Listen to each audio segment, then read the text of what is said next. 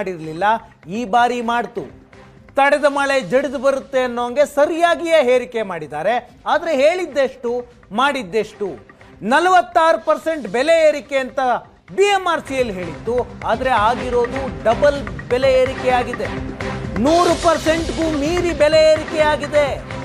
Metro ಪ್ರಯಾಣ ದರವನ್ನ 46% ಏರಿಕೆ ಅಂತ BMRCಯಲ್ಲಿ ಹೇಳಿತ್ತು. ಆದರೆ ಪ್ರಯಾಣ ದರ 100ಕ್ಕೂ ಹೆಚ್ಚಾಗಿದೆ. 100ರಷ್ಟು ಪ್ರಯಾಣ ದರವನ್ನು ಹೆಚ್ಚಳ ಮಾಡಲಾಗಿದೆ ಅಂತ ಪ್ರಯಾಣಿಕರು ಆಕ್ರೋಶವನ್ನ ವ್ಯಕ್ತಪಡಿಸ್ತಾ ಇದ್ದಾರೆ. ಹೇಳಿದ್ದೊಂದು, ಮಾಡಿದ್ದೊಂದು. 46% ಏರಿಕೆ ಮಾಡ್ತೀವಿ ಅಂದ್ರು.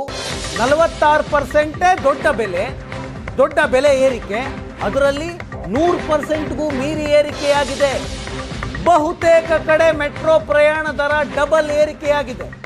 ಈ ಹಿಂದೆ 30 ರೂಪಾಯಿ ಕೊಡ್ತಿದ್ದಂತಹ ಜಾಗದಲ್ಲಿ ಈಗ 60 ರೂಪಾಯಿ ಕೊಡಬೇಕಾದ ಪರಿಸ್ಥಿತಿ ಇದೆ. ಆದರೂ ಮೆಟ್ರೋದವರು ಹೇಳ್ತಿದ್ದಾರೆ ನಾವು ಏರಿಕೆ ಮಾಡಿರೋದು 46% ಮಾತ್ರ ಅಂತ. ಆದರೆ ವಸೂಲಿ ಮಾಡ್ತಾ ಇರೋದು ಡಬಲ್ ದರವನ್ನ.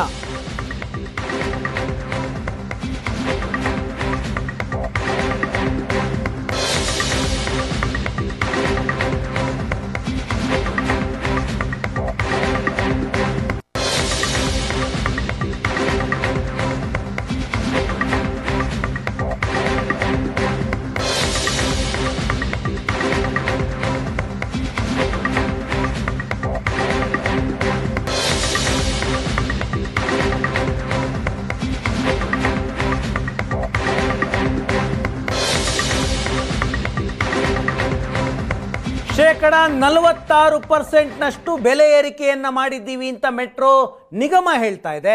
ಆದರೆ ನಿಜವಾಗಲೂ ಏರಿಕೆಯಾಗಿರೋದು ಎಷ್ಟು? ಉದಾಹರಣೆಗೆ ರಾಜಾಜಿನಗರದಿಂದ ಲಾಲ್ಬಾಗ್ ಈ ಹಿಂದಿನ ದರ 23 ರೂಪಾಯಿ 75 ಪೈಸಾ ಇತ್ತು. ಈಗ ದರ 50 ರೂಪಾಯಿ ಆಗಿದೆ.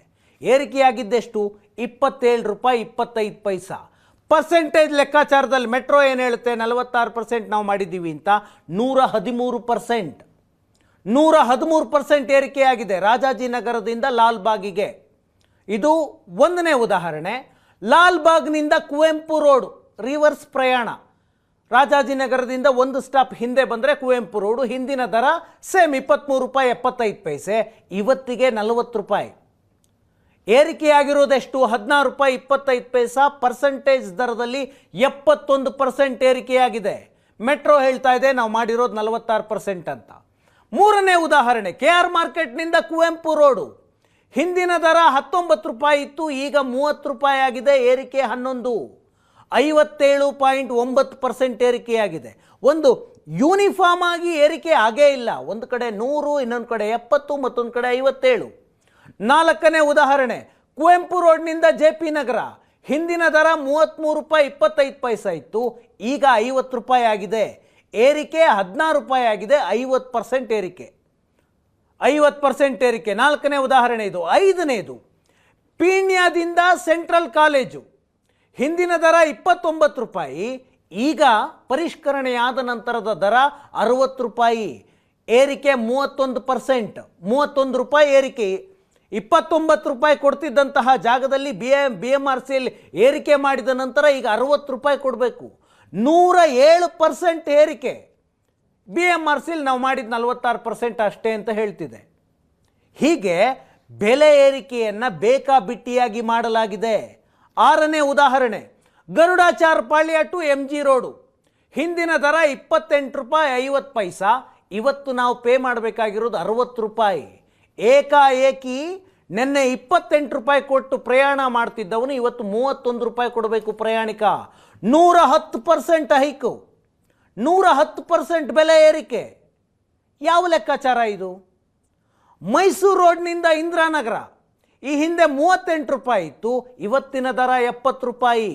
ಏರಿಕೆ 32 ರೂಪಾಯಿ. 84% ಆಗುತ್ತೆ. MG ರೋಡ್ನಿಂದ ಬೈಯಪ್ಪನಹಳ್ಳಿ. ಈ ಹಿಂದಿನ ದರ 20 ರೂಪಾಯಿ ಇತ್ತು, ಈಗಿನ ದರ 40 ರೂಪಾಯಿ. 100% ಏರಿಕೆ. ಕಬ್ಬನ್ ಪಾರ್ಕ್ನಿಂದ ಬೆನ್ನಿಗಾನಹಳ್ಳಿ. ಹಿಂದಿನ ದರ 25 ರೂಪಾಯಿ ಇತ್ತು, ಇವತ್ತಿನ ದರ 50 ರೂಪಾಯಿ. ಏರಿಕೆ 25 ರೂಪಾಯಿ, ಡಬಲ್ ಮಾಡಲಾಗಿದೆ. 100% ಏರಿಕೆ. 25 ರೂಪಾಯಿ ಕೊಡ್ತಾ ಇದ್ದವನು BMRCL ಏರಿಕೆ ಮಾಡಿದ ತಕ್ಷಣ ಇವತ್ತು 50 ರೂಪಾಯಿ ಕೊಡಬೇಕು. BMRCL ಅಧಿಕಾರಿಗಳು ಹೇಳ್ತಾ ಇದ್ದಾರೆ ಇಲ್ಲ 46% ಅಷ್ಟೇ ಅಂತ. ಸ್ಯಾಂಡಲ್ ಸೋಪ್ ಫ್ಯಾಕ್ಟ್ರಿಯಿಂದ ಬೈಯಪ್ಪನಹಳ್ಳಿ ಈ ಹಿಂದೆ 42 ರೂಪಾಯಿ ಕೊಡಬೇಕಾಗಿತ್ತು, ಈಗಿನ ದರ 70 ರೂಪಾಯಿ, ಏರಿಕೆ 28%. 28 ರೂಪಾಯಿ ಹೆಚ್ಚುವರಿಯಾಗಿ ಕೊಡಬೇಕು, ಏರಿಕೆ ಪರ್ಸೆಂಟೇಜ್ ಲೆಕ್ಕಾಚಾರದಲ್ಲಿ 66.7%. BMRCL ಏನು ಹೇಳ್ತಾ ಇದೆ, ನಾವು ಕೊಡ್ತಾ ಇರೋದು, ನಾವು ಏರಿಕೆ ಮಾಡ್ತಾ ಇರೋದು 46% ಅಂತ. ಈಗ ಆಗಿರೋದು ನೋಡಿದ್ರೆ ಒಂದು ಕಡೆ 110% ಇದೆ, ಒಂದು ಕಡೆ 106% ಇದೆ, ಇನ್ನೊಂದು ಕಡೆ 80%, ಮತ್ತೊಂದು ಕಡೆ 50%. ಹೀಗೆ ಬೇಕಾಬಿಟ್ಟಿಯಾಗಿ ಬೆಲೆ ಏರಿಕೆಗೆ BMRCLಗೆ ಅನುಮತಿ ಕೊಟ್ಟಿದ್ಯಾರು? ಇನ್ನೊಂದು, ಮೆಟ್ರೋ ದರ ಏರಿಕೆಗೆ ನಿಗಮ ಪ್ರಸ್ತಾವನೆ ಕೊಟ್ಟಿದ್ದೆಷ್ಟು? ಮೆಟ್ರೋ ದರ ಏರಿಕೆಗೆ ನಿಗಮ ಪ್ರಸ್ತಾವನೆ ಕೊಟ್ಟದ್ದು 105%ಗೆ. ಬೆಲೆ ಏರಿಕೆ 105% ಆಗಬೇಕು ಅನ್ನೋದು ಅವರ ಪ್ರಸ್ತಾವನೆ. ಕೇಂದ್ರ ಸರ್ಕಾರ ರಚಿಸಿದ ದರ ಪರಿಷ್ಕರಣೆ ಸಮಿತಿ ಮಾಡಿದ್ದು 46%.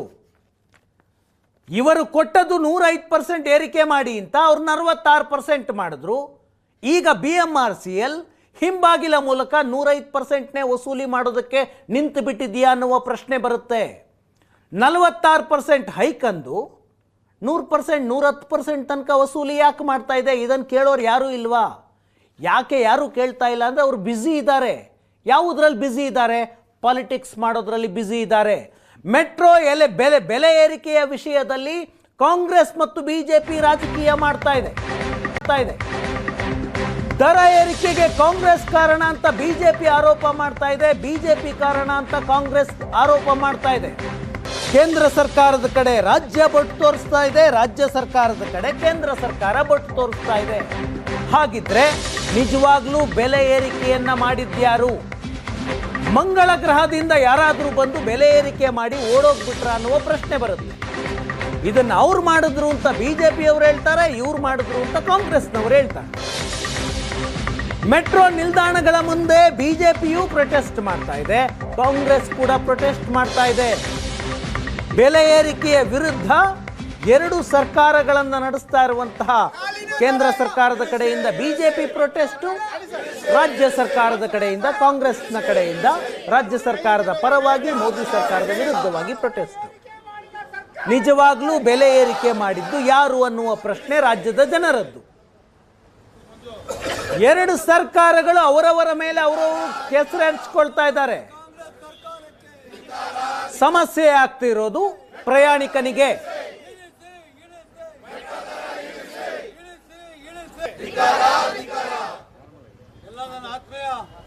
ಮಿಡ್ಲ್ ಕ್ಲಾಸ್ಗಳಿಗೆ ಇವತ್ತು 5-6 ಸಾವಿರ ರೂಪಾಯಿ ಜಾಸ್ತಿ ಮೆಟ್ರೋ ಜಾಸ್ತಿ ಆಗ್ತಾ ಇದೆ. ಎಲ್ಲ ಕೊಟ್ಟಿದ್ದೀವಿ, ಸಾಂಕೇತಿಕವಾಗಿ ಇವತ್ತು ಹೋರಾಟವನ್ನು ಮಾಡ್ತಾ ಇದ್ದೀವಿ ನಾವು.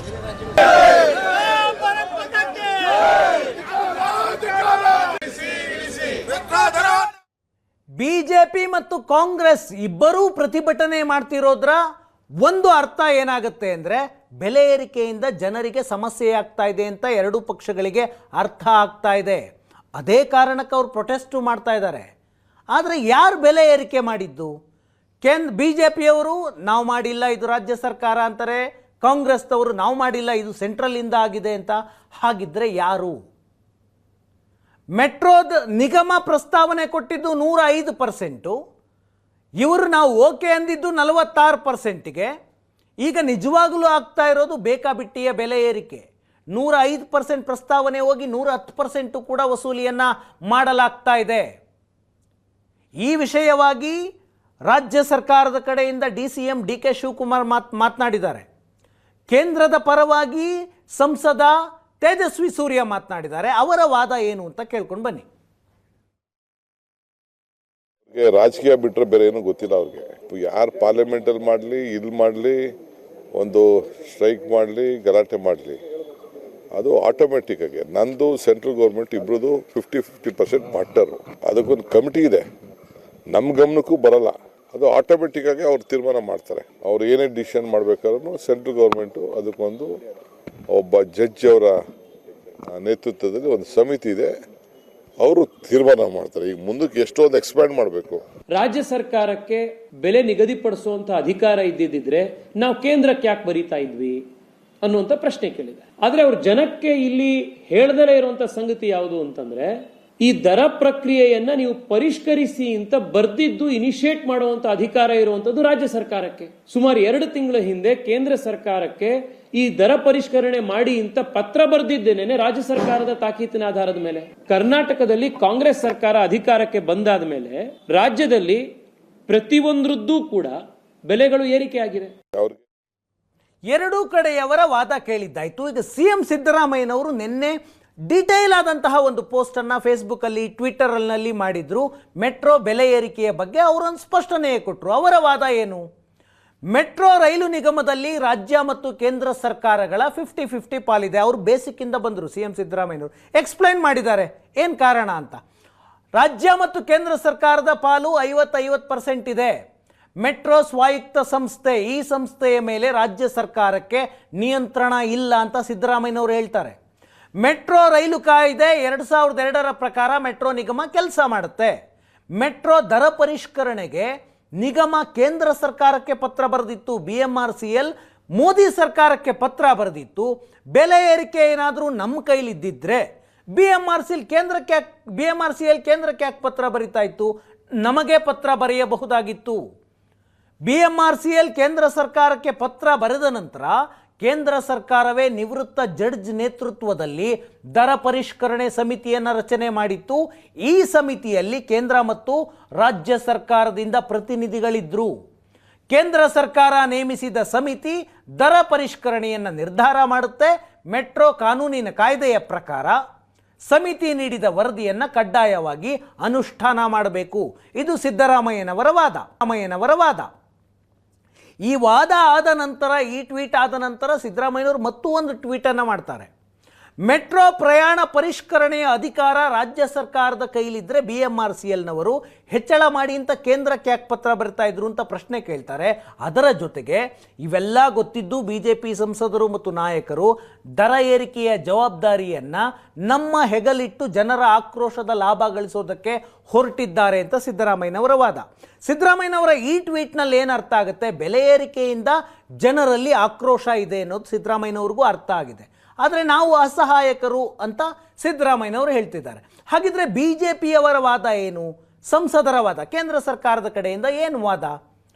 ಅವರು ಹೇಳ್ತಾ ಇದ್ದಾರೆ, ತೇಜಸ್ವಿ ಸೂರ್ಯ ಇವತ್ತು ಮಾತನಾಡಿದ್ರು, ದರ ಪರಿಷ್ಕರಣೆಗೆ ಕರ್ನಾಟಕ ಸರ್ಕಾರ ಮತ್ತು ಮೆಟ್ರೋ ನಿಗಮ ಕೇಂದ್ರಕ್ಕೆ ಪತ್ರ ಬರೆದಿತ್ತು.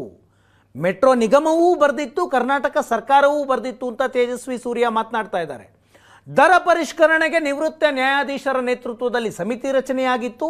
ಸಮಿತಿ ನೀಡುವ ಸಲಹೆಗಳನ್ನು ಮೆಟ್ರೋ ಕಾನೂನು ಪ್ರಕಾರ ಪಾಲಿಸಬೇಕು. ರಾಜ್ಯ ಸರ್ಕಾರ ಮತ್ತೊಂದು ಪತ್ರ ಬರೆದು ದರ ಪರಿಷ್ಕರಣೆಗೆ ಸೂಚಿಸಿದರೆ ಕೇಂದ್ರ ಸಿದ್ಧ. ಹಿಂದಿನ ಸಮಿತಿ ಯಾವ ಆಧಾರದ ಮೇಲೆ ದರ ಪರಿಷ್ಕರಣೆ ಮಾಡಿದೆಯೋ ಗೊತ್ತಿಲ್ಲ. ಈಗ ಇರುವಂತಹ ದರ ಪರಿಷ್ಕರಣೆಯನ್ನು ತಡೆಯೋದಕ್ಕೆ ಸಾಧ್ಯ ಇಲ್ಲ. ಮುಖ್ಯಮಂತ್ರಿಯವರು ಇವತ್ತೇ ಇನ್ನೊಂದು ಪತ್ರ ಬರೀಲಿ, ನಾಳೆಯೇ ಸಮಿತಿ ರಚನೆ ಆಗುತ್ತೆ, ದರ ಪರಿಷ್ಕರಣೆಯನ್ನು ಮತ್ತೆ ಮಾಡೋಣ, ಅಂದರೆ ಇಳಿಸೋಣ ಅನ್ನುವ ಅರ್ಥದಲ್ಲಿ ತೇಜಸ್ವಿ ಸೂರ್ಯ ಮಾತನಾಡ್ತಾ ಇದ್ದಾರೆ. ತೇಜಸ್ವಿ ಸೂರ್ಯ ಅವರ ಹೇಳಿಕೆ ಮತ್ತು ಸಿದ್ದರಾಮಯ್ಯನವರ ಟ್ವೀಟ್ ಎರಡನ್ನೂ ನೋಡಿದರೆ ದರ ಪರಿಷ್ಕರಣೆ ಆಗೋದು ಕೇಂದ್ರ ಸರ್ಕಾರ ನೇಮಿತ ದರ ಪರಿಷ್ಕರಣಾ ಸಮಿತಿ ಮಾಡುತ್ತೆ. ಆ ಸಮಿತಿಗೆ ನಿವೃತ್ತ ಜಡ್ಜ್ ಒಬ್ಬರು ಮುಖ್ಯಸ್ಥರಾಗಿರ್ತಾರೆ. ರಾಜ್ಯ ಮತ್ತು ಕೇಂದ್ರ ಸರ್ಕಾರದ ಎರಡೂ ಪ್ರತಿನಿಧಿಗಳಿರ್ತಾರೆ. ರಾಜ್ಯ ಸರ್ಕಾರದ ಪ್ರತಿನಿಧಿಗಳು ಆ ಸಮಿತಿಯಲ್ಲಿ ಈ ಪರಿಯ ಬೆಲೆ ಏರಿಕೆ ಬೇಡ ಅಂತ ವಾದ ಮಾಡಿದ್ರಾ? ಗೊತ್ತಿಲ್ಲ.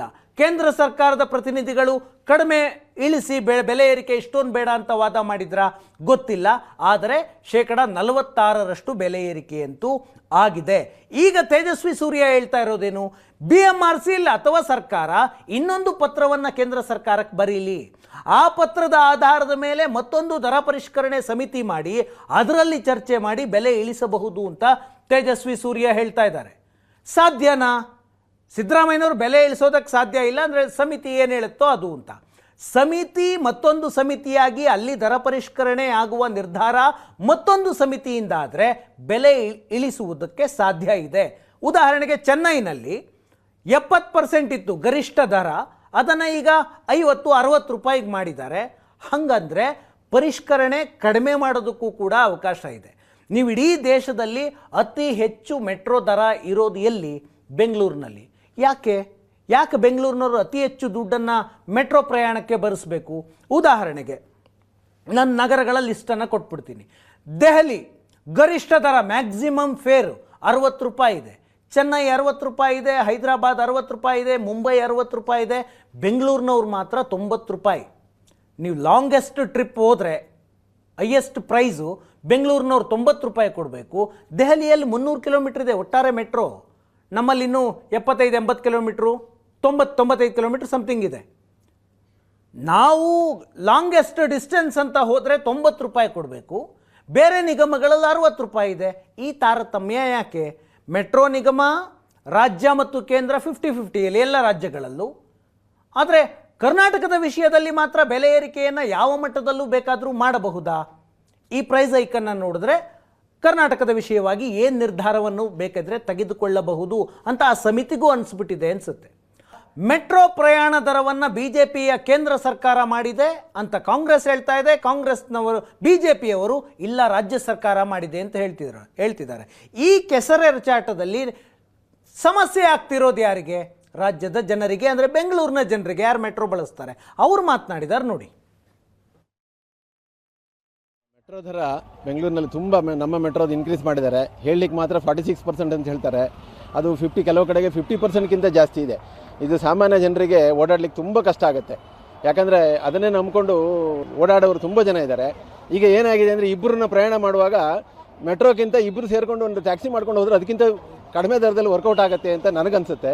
ಏನು ಪಬ್ಲಿಕ್ ಟ್ರಾನ್ಸ್ಪೋರ್ಟನ್ನು ಯೂಸ್ ಮಾಡಲಿಕ್ಕೆ ಹೆಚ್ಚು ಅನುಕೂಲ ಮಾಡಿ ಕೊಡಬೇಕು ವಿನಃ ಖಾಸಗಿ ಟ್ರಾನ್ಸ್ಪೋರ್ಟನ್ನು ಸಾರಿಗೆಯನ್ನು ಉಪಯೋಗ ಮಾಡಲಿಕ್ಕೆ ಮಾಡುವ ಹಾಗೆ ಮಾಡಬಾರ್ದು. ಆದ್ದರಿಂದ ಇದನ್ನು ಆದಷ್ಟು ಬೇಗ ಕಡಿಮೆ ಮಾಡಬೇಕು ಅಂತೇಳಿ ನನ್ನ ಆಗ್ರಹ. ಎಲ್ಲ ರೇಟ್ ಜಾಸ್ತಿ ಮಾಡಿದ್ದಾರೆ. ಹಿಂಗೆ ಮಾಡಿದ್ರೆ ನಾವು ಏನು ಮಾಡೋಕ್ಕಾಗುತ್ತೆ? ನಾವು ಸುಮ್ಮನೆ ಹಿಂಗೆ ಮಾಡಿ ಬಡವ್ರು ಊರ್ಲು ಹಾಕೊಂಡು ಸಾಯ್ತಿದ್ದಾರೆ ಎಷ್ಟೋ ನಮ್ಮ ಫ್ರೆಂಡ್ಸ್ ಜನ ಎಲ್ಲ. ಜನಲಿಂತೆ ಗೌರ್ಮೆಂಟ್ ಹೆಲ್ಪ್ ಜನಕ್ಕೆ ಮಾಡಲಿ ಅಂದ್ರೆ ಮತ್ತೆ ಯಾರಿಗೆ ಮಾಡ್ತಾರಣ್ಣ? 2025ನೇ ದೊಡ್ಡದಣ್ಣ. 50 ಅಂದರೆ ಎಲ್ಲಿಂದ? 2025ನೇ ದೊಡ್ಡದು ನಮ್ಮಂಥವ್ರಿಗೆ ಕೆಲಸ ಮಾಡಿದವ್ರಿಗೆ. ಮತ್ತು 50 ಅಂದರೆ ಎಲ್ಲೋ ಹೋಗ್ಬಿಡುತ್ತೆ ಅನ್ನೋದು. 2025 ಅಂದರೆ ಎಲ್ಲೋ ಹೋಯ್ತದು. ಅದೇ ಹೆಂಗೆ ಇದ್ದಕ್ಕಿದ್ದಂಗೆ ತೊಗೊಂತ ಏನಾಗ್ತಿತ್ತು ಅವರಿಗೆ? ಹಿಂಗೆ 50% ಮಾಡಿದರೆ ಊರ್ಲು ಹಾಕೋಬೇಕು. ಅದಕ್ಕೆ ಬಿಟ್ಟು ಏನಿಲ್ಲ ಅಣ್ಣ. ಏನು ಹೇಳಪ್ಲೆ ಏನೂ ಉಳಿದಿಲ್ಲ ಅಣ್ಣ. ಅವ್ರಿಗೆ ಗೊತ್ತಾಗಬೇಕದು, ಅವ್ರಿಗೆ ಅರಿವು ಆಗಬೇಕು. ಏನು ಸರ್ಕಾರ ಬದಲಿ ಏನು ಮಣ್ಣು ಬದಲು ಎಲ್ಲ ಒಂದೇ ಅಣ್ಣ. ಜನಗಳಿಗೋಸ್ಕರ ಯೂಸ್ ಆಗಲಿ ಅಂತ ಮೆಟ್ರೋ ಆಗಿರೋದೇ ಹೊರತು ಇವ್ರು ದುಡ್ಡು ಅಮೌಂಟ್ ಡಬಲ್ ಮಾಡಿದ್ರೆ ಅದು ಕಷ್ಟನೇ ಆಗುತ್ತೆ ಜನಗಳಿಗೆ. ಏನು ಸರ್ಕಾರ ಏನು ಜನಗಳಿಗೆ ಹೆಲ್ಪ್ ಮಾಡೋ ರೀತಿ ಇಲ್ಲ. ಇದು ಇನ್ನಷ್ಟು ಕಷ್ಟನೇ ಆಗ್ತಾ ಇದೆ. ಸೊ ಅದ್ರ ಬಗ್ಗೆ ಗೌರ್ಮೆಂಟ್ ಅವರು ಎಚ್ಚೆತ್ತುಕೊಳ್ಳಿ. ಮೆಟ್ರೋ ನಿಗಮದ ಒಟ್ಟು ಸಾಲ 10,000 ಕೋಟಿ ಇದೆಯಂತೆ. ಆ ಸಾಲ ತೀರಿಸಬೇಕು ಅಂದರೆ ಈ ಬೆಲೆ ಏರಿಕೆ ಅನಿವಾರ್ಯ ಅನ್ನೋದು ಮೆಟ್ರೋ ನಿಗಮದ ವಾದ. ಈಗ ಈ ಬೆಲೆ ಏರಿಕೆ ಮಾಡಿದ್ರಿಂದ ಬೇಕಾಬಿಟ್ಟಿಯಾಗಿ 50%ಇಂದ 110%ವರೆಗೆ ಅವೈಜ್ಞಾನಿಕವಾಗಿ ಬೆಲೆ ಏರಿಕೆ ಮಾಡಿದ ಪರಿಣಾಮ ಮೆಟ್ರೋ ಪ್ರಯಾಣದಲ್ಲಿ ಇಳಿಕೆಯಾಗಿದೆ. ಜನರು ಹೋಗುವವರ ಸಂಖ್ಯೆ, ಪ್ರಯಾಣಿಕರ ಸಂಖ್ಯೆ ಕಡಿಮೆಯಾಗಿದೆ. ಕಳೆದ 3 ದಿನದಲ್ಲಿ ಸುಮಾರು 1 ಲಕ್ಷ ಪ್ರಯಾಣಿಕರ ಸಂಖ್ಯೆ ಇಳಿಕೆಯಾಗಿದೆ. ಅಂದರೆ ನಿತ್ಯ 20ರಿಂದ 30 ಸಾವಿರದಷ್ಟು ಜನ ಕಡಿಮೆಯಾಗ್ತಾ ಇದ್ದಾರೆ. ಯಾಕೆ ಕಡಿಮೆ ಆಗ್ತಾ ಇದ್ದಾರೆ? ಬೆಂಗಳೂರಿನಲ್ಲಿ BMTC ಬಸ್ನಲ್ಲಿ ಮಹಿಳೆಯರು ಪ್ರಯಾಣ ಮಾಡಿದರೆ ಎಲ್ಲಿಂದ ಎಲ್ಲಿಯವರೆಗೆ ಹೋದರೂ ಫ್ರೀ ಇದೆ. ಇಂಥ ಸಂದರ್ಭದಲ್ಲಿ ಏನೋ ಬೇಗ ಹೋಗುತ್ತೆ ಮೆಟ್ರೋ ಅನ್ನುವ ಕಾರಣಕ್ಕಾಗಿ ಮೆಟ್ರೋಗೆ ಬರ್ತಾಯಿದ್ರು. ಈಗ ಡಬಲ್ ಪ್ರೈಸ್ ಕೊಡಿ ಅಂತಂದರೆ ಅಟ್ಲೀಸ್ಟ್ ಮಹಿಳೆಯರಾದರೂ ಫ್ರೀ ಸಿಗುತ್ತೆ ಅಂತ BMTC ಬಸ್ಗಳಲ್ಲಿ ಪ್ರಯಾಣ ಮಾಡುವ ಸಾಧ್ಯತೆ ಜಾಸ್ತಿ ಇರುತ್ತೆ. ಇನ್ನು ಪುರುಷರ ವಿಷಯಕ್ಕೆ ಬಂದರೆ ಬೈಕ್ಗಳನ್ನು, ಕಾರ್ಗಳನ್ನು ಮೆಟ್ರೋ ಸ್ಟೇಷನ್ಗಳಲ್ಲಿ ಪಾರ್ಕ್ ಮಾಡಿ ಅವರು ಮೆಟ್ರೋ ರೈಲ್ನಲ್ಲಿ ಹೋಗ್ತಾಯಿದ್ರು, ದುಡ್ಡು ಕಡಿಮೆ ಆಗುತ್ತೆ ಅಂತ. ಈಗ ಅವರು ಬೈಕಲ್ಲಿ ಹೋಗೋಣ ಅಥವಾ ಕಾರಲ್ಲಿ ಹೋಗೋಣ, ಆಟೋದಲ್ಲಿ ಹೋದರೆ ಇನ್ನೂ ಕಡಿಮೆ ಆಗುತ್ತೆ ಅಂತ ಯೋಚನೆ ಮಾಡಿದ್ರೆ ಮೆಟ್ರೋ ಪ್ರಯಾಣಿಕರ ಸಂಖ್ಯೆ ಇನ್ನಷ್ಟು ಕಡಿಮೆ ಆಗುತ್ತೆ. ಈಗಾಗಲೇ 1 ಲಕ್ಷದಷ್ಟು ಪ್ರಯಾಣಿಕರ ಸಂಖ್ಯೆ 3-4 ದಿನದಲ್ಲಿ ಕಡಿಮೆಯಾಗಿದೆ. ಇನ್ನೂ ಕಡಿಮೆಯಾಗುವಂತಹ ಸಾಧ್ಯತೆ ಇದೆ. ಬೆಲೆ ಏರಿಕೆಯಿಂದ ಮೆಟ್ರೋ ಗಳಿಸಿದ್ದೆಷ್ಟು? ಈ ಕೆಲ ದಿನಗಳ ಹಿಂದೆ ನಿತ್ಯ 2 ಕೋಟಿ ಆದಾಯ ಇತ್ತು. ಬೆಲೆ ಏರಿಕೆಯ ನಂತರ ಅವರ ಆದಾಯ ಎಷ್ಟಾಗಿದೆ? 2 ಕೋಟಿ ಇದ್ದಂತಹ ಆದಾಯ ಈಗ 3.91 ಕೋಟಿಗೆ, ಅಂದರೆ ಅದು ಡಬಲ್ ಆಗಿದೆ. ಬೆಲೆ ಏರಿಕೆಯನ್ನು 46% ಅಂತ ಹೇಳ್ತಿದ್ದಾರಲ್ಲ, ಆಕ್ಚುಯಲ್ ಬೆಲೆ ಏರಿಕೆ ಆಗಿರೋದು 100% ಆಗಿದೆ, ಅಂದರೆ ಡಬಲ್ ಆಗಿದೆ. ಅವರ ಆದಾಯವೂ ಡಬಲ್ ಆಗಿದೆ. ಪ್ರಯಾಣಿಕರ ಸಂಖ್ಯೆ ಇಳಿತಾ ಇದೆ, ಅವರ ಆದಾಯ ಡಬಲ್ ಆಗ್ತಾ ಇದೆ. ಅಂದರೆ ಬೆಲೆ ಏರಿಕೆಯ ಕಾರಣ. ಮೊದಲು ದಿನಕ್ಕೆ 2 ಕೋಟಿ ಆದಾಯ ಬರ್ತಾ ಇತ್ತು ಮೆಟ್ರೋಗೆ, ಈಗ 3,90,00,000 ಆದಾಯ ಬರ್ತಾ ಇದೆ. 100% ಬೆಲೆ ಏರಿಕೆ ಅಥವಾ ಡಬಲ್ ಬೆಲೆ ಏರಿಕೆ ಅನ್ನೋದು ಇದರಲ್ಲೇ ಸಾಬೀತಾಗುತ್ತೆ. ಇದಿಷ್ಟು ಇವತ್ತಿನ ನ್ಯೂಸ್ 360.